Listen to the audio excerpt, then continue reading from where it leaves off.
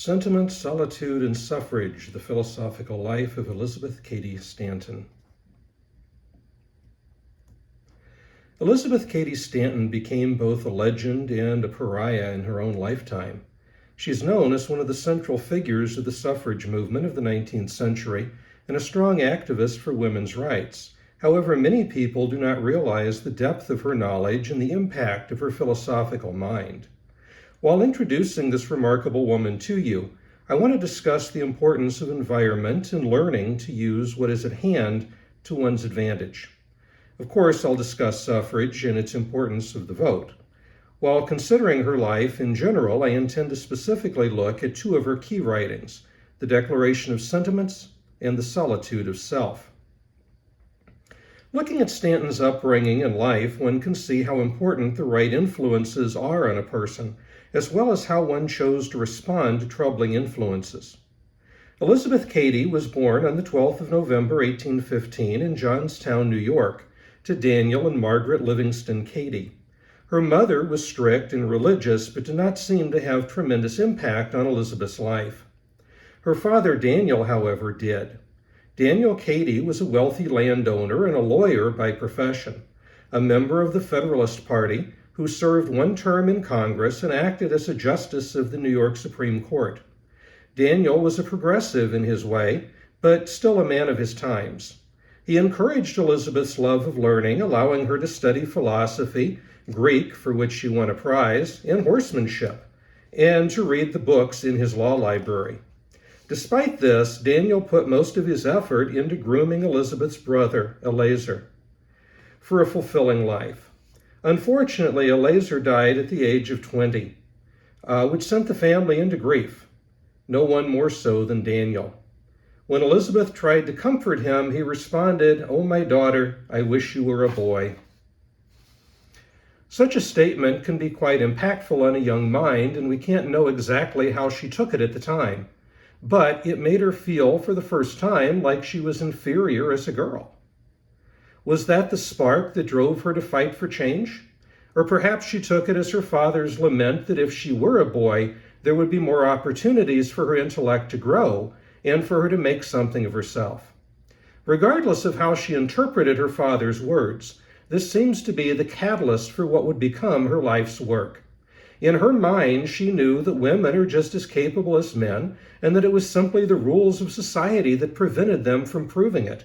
So she would set about to find a way to challenge the patriarchy of the day. Elizabeth's father was a slave owner, and she became very close with one of the slaves, Peter Thibaut. They would talk and play together, and on Sundays she would sit in the back of the church with him rather than up front with the white parishioners. Growing up with slavery, she likely did not think much about it in her early life. Slaves in New England generally did lighter work and were treated better than those in the South, so while she would become an abolitionist and see the plight of women and slaves as similar, she would be considered lukewarm in her support of abolition. Still, it was her support of the abolition movement that led her to work on women's rights. Elizabeth Cady married Henry Stanton in 1840, and while on their honeymoon in England, they attended the World Anti-Slavery Convention. Some prominent women, including Quaker minister Lucretia Mott, came as delegates to the convention, but were not allowed to speak. All women were excluded from the proceedings and forced to sit in separate area behind a curtain. This injustice stung. Weren't women just as capable about speaking on the cruelty of slavery as men? Couldn't they also demand legal emancipation? According to Stanton, at least one man, William Lloyd Garrison, also felt this exclusion was wrong, and as a protest refused to sit with the men, remaining behind the curtain with the silenced women. Perhaps this act led Elizabeth to think of her own act of defiance in sitting with Peter in the Negro section of the church years before. Regardless, her convictions were being strengthened by this event.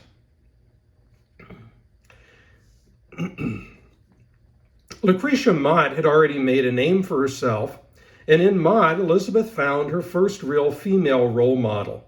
Mott was a freethinker, an advocate for women's rights, and a great mentor. They would remain in contact until the time that they met again 8 years later. Mott was visiting a group of women in Seneca Falls, New York, where the Stantons lived, and Elizabeth was invited to join them. Together, the group poured out their discontent at the way society treated women in general and the importance of change.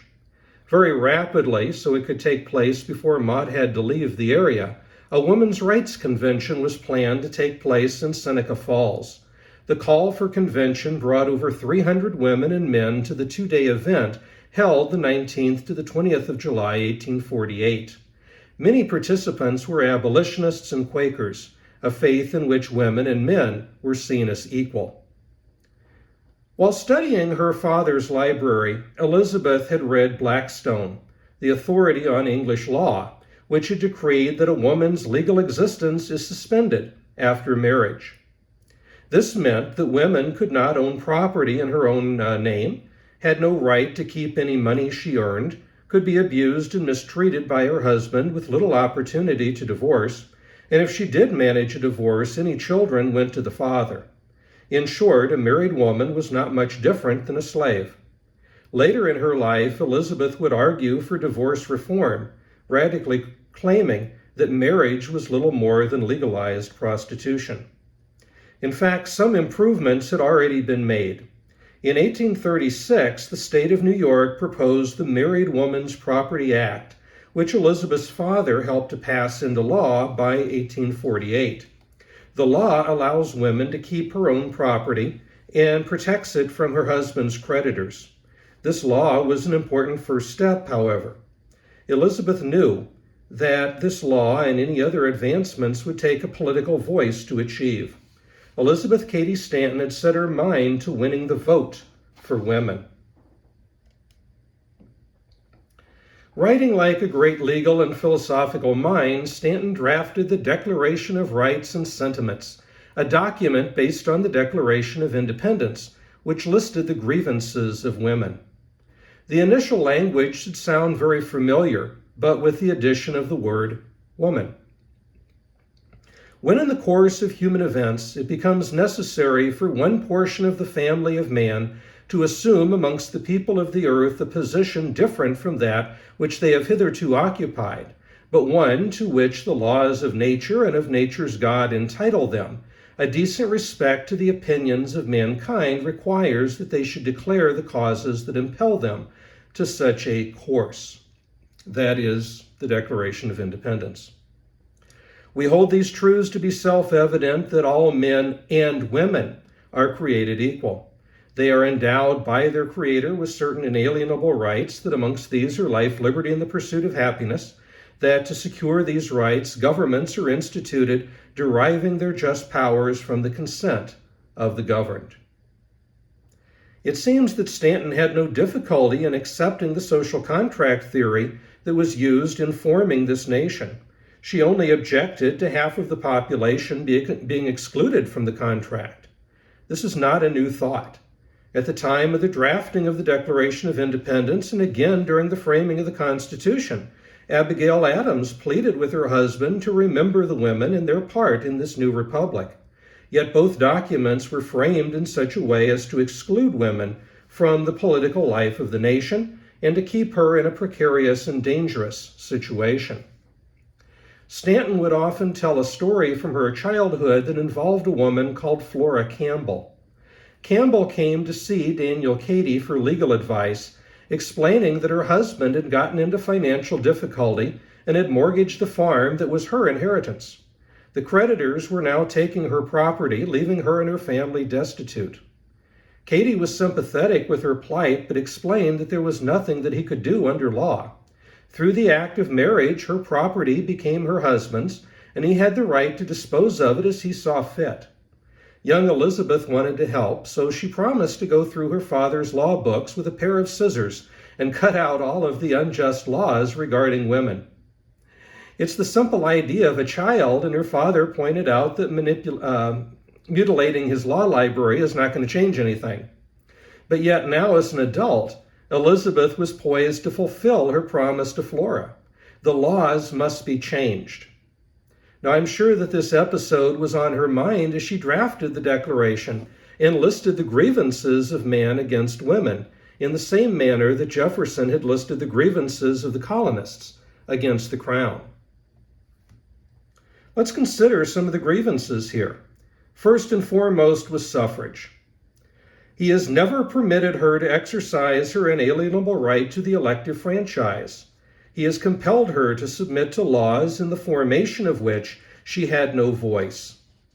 The central complaint in breaking with Britain was that the colonists were taxed, and they had laws imposed upon them by the crown without any form of representation.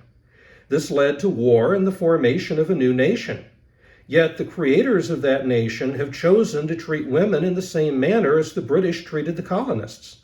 Foreshadowing and perhaps influencing Thoreau, Stanton held that no one should be forced to live by a law that they did not have a voice in creating. Yet these laws were imposed. Discussing these laws, he has made her, if married in the eyes of the law, civilly dead. Once married, a woman had no political existence at all. She was completely ruled by her husband. He has taken from her all right in property, even to the wages she earns. A married woman could not own property in her own name. Anything she took into the marriage became the property of the husband, as did any money that she made through sewing, laundry, and so forth.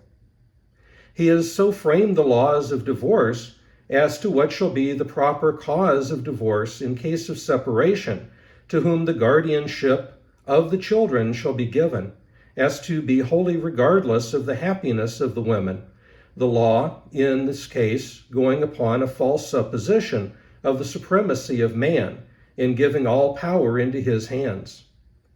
There was little ability to divorce under the law, and regardless of the circumstances, the law granted the divorce to favor the husband, who kept all property and was left as guardian to the children. He has monopolized nearly all of the profitable employments, and from those she is permitted to follow, she receives but a scanty remuneration. Most occupations, and certainly those of merit, were kept for men alone. Unmarried women might act as maid, governess, or teacher, and were paid very little for their efforts. Once married, even those small employments were to be given up to concentrate on child rearing and domestic chores. He has denied her the facilities for obtaining a thorough education, all college being closed against her. As Stanton learned in her youth, education was very limited for women.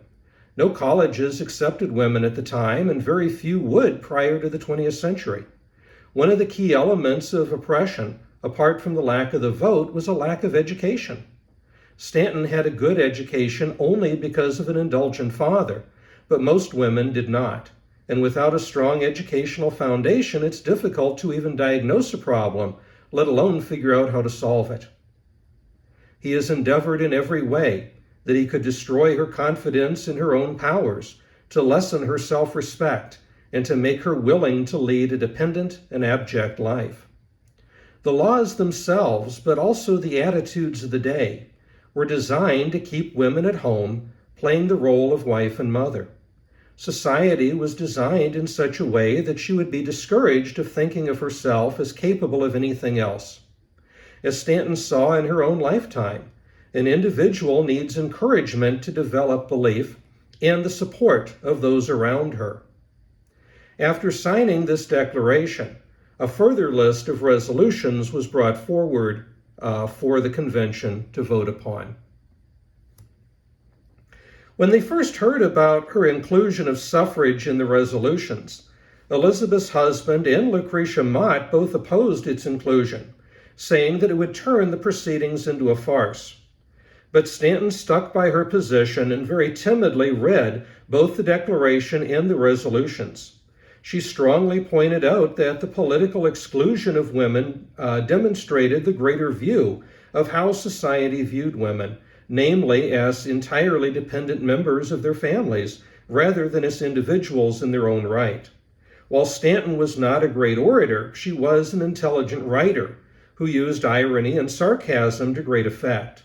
She made fun of men's vanity and argued that women were not naturally inferior. Rather, they had their intellects crushed, twisted, and distorted by society. She finished by stating that there can be no true dignity or independence where there is subordination, no happiness without freedom. This statement became her life's motto. The resolutions attached to the Declaration were unanimously adopted, except for the resolution about suffrage. Many thought it would be too controversial and would hurt their cause. Quakers, which made up a large part of the people present, opposed voting in general, saying it was too worldly. But then the great orator and abolition leader Frederick Douglass spoke up on behalf of Stanton. His impassioned call for suffrage led others to change their vote, and in the end, all of the resolutions were adopted, and suffrage would become the central issue of the women's rights movement. A couple of weeks after the convention in Seneca Falls, another was held in Rochester, and it wasn't long before women's rights conventions were being held all around the country, including one in 1850 at the Quaker Meeting House in Salem, Ohio. The convention delegates held that its purpose was to secure equal rights for all people and to extend the privileges of government without distinction of sex or color. The next year in Akron, Ohio, Sojourner Truth gave what came to be known as her Ain't I a Woman speech, further joining the cause of women's rights and abolition under the common banner of equal rights. Back in Seneca Falls, an anti-slavery convention was held in 1851. At this meeting, Stanton would befriend the woman who would become her most important friend and co-worker for the cause, Susan B. Anthony. Stanton was an excellent writer and intellectual, while Anthony was an excellent organizer. Together, they would propel the nation towards the goal of suffrage and equality. In this partnership, Stanton would not have to speak often at conventions. In fact, for about 10 years, Stanton stopped attending conventions altogether, but she would send a letter that would be read to open the convention. Stanton also wrote the majority of the speeches delivered by Anthony. As she put it, I forged the thunderbolt, and she fired them. In the interest of time, I can't go into all of their accomplishments, but would encourage you to look into it on your own. Just to highlight a few of the key things. In 1865, Stanton and Anthony submitted a suffrage petition to Congress. In 1866, Stanton became the first woman to run for Congress. While she only got 24 votes, the run itself was historic and started an important discussion about the role of women in politics. Stanton served as president of several women's organizations. In 1868, while Congress debated what would become the 15th Amendment, Stanton opposed it on the grounds that giving the vote to all men but not to women would create an aristocracy of sex and support the erroneous concept of male superiority. After the 15th Amendment passed, she called on Congress to create a 16th Amendment to grant suffrage to women. Stanton wrote the first of 3 volumes in a 6-volume set called The History of Women's Suffrage, and she made numerous lecture tours. In 1892, Stanton wrote a work called The Solitude of Self, which was delivered to 2 separate congressional committees and used as a farewell address as she attempted to retire from the national women's suffrage movement. Many consider this to be her best speech, and in it she demonstrates her full scope of knowledge and understanding. It is with a discussion of this work that I wish to conclude. She begins, "The point I wish to plainly bring before you on this occasion is the individuality of each human soul. Our Protestant idea, the right of the individual conscience and judgment, our Republican idea, individual citizenship." 4 elements must be considered here. First, what belongs to her as an individual in a world of her own, the arbiter of her own destiny. The role of the individual is a central tenet of philosophy. As a child, Elizabeth and her cousin Libby adopted male pseudonyms, which recognizing their acknowledgement of the attitudes of the times. What's telling is that Elizabeth chose to refer to herself as Johnson, after the philosopher Samuel Johnson, who promoted the idea of self and the need to constantly strive for self-improvement. Johnson's philosophy, read in her youth, seems to have played a crucial role in her life, and in many ways foreshadowing the work of Virginia Woolf, who stated that a woman must have a room of her own. A woman must be able to see herself as an individual, to acknowledge that this body is mine, in the same way that she acknowledges that this book is mine. She must have the ability to stand apart and see herself as a person pursuing her own life and destiny. 2. If we consider her as a citizen, as a member of a great nation, she must have the same rights as all other members, according to the fundamental principles of our government. The question of citizenship is central to securing the ability to be an individual. If the government does not recognize someone as a full citizen, with all of the rights and responsibilities of any other citizen, then that person is not a free person and does not control their own destiny. 3. Viewed as a woman, an equal factor in civilization, her rights and duties are still the same: individual happiness and development. Once full citizenship is granted, which entails suffrage, then true equality and freedom can be found. At this point, the woman or the man may not just be an individual in her own right, but an individual in society. In this way, a real voice is given to the individual over what happens to her as an individual, and also what laws she lives under as a citizen of her nation. She has the ability to aim for genuine happiness and to work towards self-improvement. She also takes on a moral responsibility to promote and preserve the rights of all people. 4.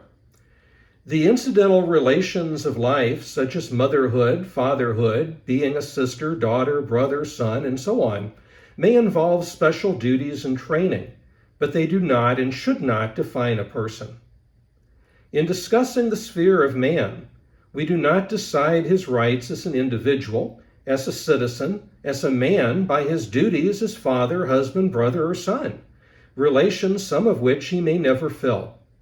Yet all major thinkers of the day would subordinate her rights and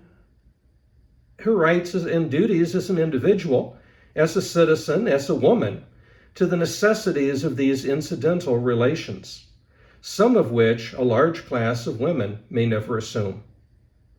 Stanton seems to be foreshadowing a central teaching of existentialism, bad faith, to define oneself solely by a perceived position, as if one were a mere object.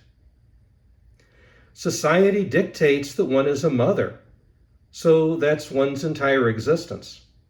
All actions are focused on that individual point. One acts as a mother, thinks as a mother, and loses all other aspects of the self in the process. But this is something forced by society. It's not natural. In reality, humans are not objects or things. Humans are subjective beings who make free choices and define themselves in the moment by their actions. While one cares for a child, one is a mother, but at the same time could be a rational individual pursuing other ends. Stanton herself exemplified this ideal, raising 7 children, while being a wife, while writing speeches, while giving lecture tours, while acting as president of numerous organizations, etc., etc., etc. Women must be given the opportunity for higher education to fully develop her faculties. She must have freedom of thought and action and complete emancipation from all forms of bondage, such as custom, dependence, superstition, and fear. This is the solitude and the personal responsibility of her own individual life. No matter how much women prefer to lean to be protected and supported, nor how much men desire to have them do so, they must make the voyage of life alone. To appreciate the importance of fitting every human soul for independent action, think for a moment of the immeasurable solitude of self. We come into the world alone. Unlike all who have gone before us, we leave it alone under circumstances peculiar to ourselves. No mortal ever has been, no mortal ever will be, like the soul just launched on the sea of life.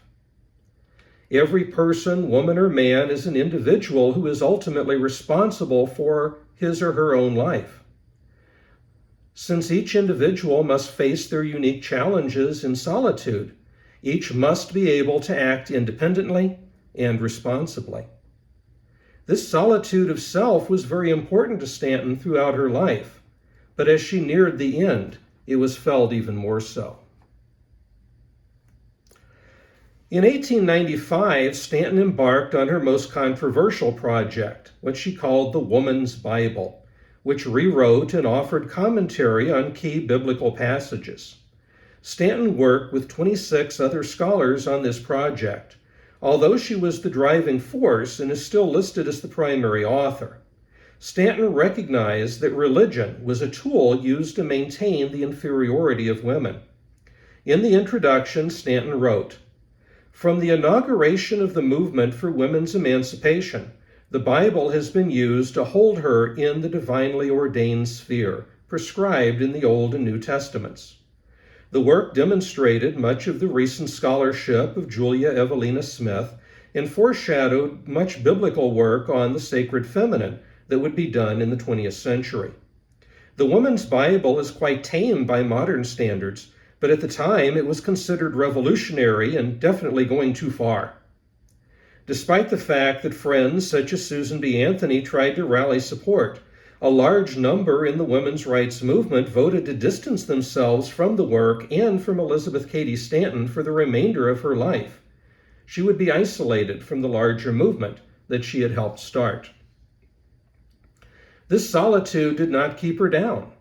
She continued to write and to speak out, and in one of the last acts of her life, she wrote to President Roosevelt saying that he and Lincoln were the only heads of the nation who had ever declared themselves openly in favor of women's suffrage. She urged Roosevelt to have the conviction of Lincoln and do for the 35 million educated, law-abiding, tax-paying women in the U.S. what Lincoln did for the colored race. Stanton died shortly after sending this message on the 26th of October, 1902. Tributes poured in for her lifetime of work, some more appreciative than others, but none topped the obituary in Free Thought magazine that called Stanton the greatest woman that the world had ever produced. The story of Elizabeth Cady Stanton may be set in the past, but it's relevant to our time, and there are a few key ideas I hope that you have gotten from it. First, we cannot directly control the environment we're living in, but we can control how we respond to it. Stanton grew up in a world where slavery was commonplace, yet chose to see its evil and fight against it. She might have been very hurt when her father said that he wished that she were a boy, but instead of letting it undermine her abilities, she used it to recognize discrimination in women's education and to fight back against it. It's up to each individual, whether female, male, or other, how they chose to respond to the world around them. The people in your life have an impact on who you become, so choose your friends wisely. Philosophy teaches us that role models are an important part of the human experience. By surrounding herself with strong and intelligent women such as Lucretia Mott and Susan B. Anthony, Stanton had excellent role models that helped her to mold herself into a role model for many others. People like this can help you do great things. 3. Political life is important. A person who sits back and takes no action in politics has no voice, no control. Stanton couldn't just cut the bad laws out of the book and make them go away. She had to petition for the laws to be changed. But that change would have been much simpler if women had the vote. Women earned that right to vote, to have a say in American politics in 1920. Yet half the nation, female and male, do not exercise that hard-earned right. Become active, be heard, exercise your rights. And finally, remember the solitude of self. Humans are social creatures, and we're stronger together. But at the same time, remember that each individual is unique and is responsible for themselves. Stanton had strong convictions, and she was often challenged on them, but she didn't let that deter her. She could have backed down in 1848 when her husband and Maud opposed the inclusion of suffrage, but she did not. She could have backed down when challenged on divorce reform, but she did not. She could have caved to the pressure and not sent the Women's Bible to the printer, but she did not. Stanton understood that these choices were hers, and she was willing to face the consequences of her actions. Stanton stood alone in the midst of humanity, creating her own destiny, as must we all.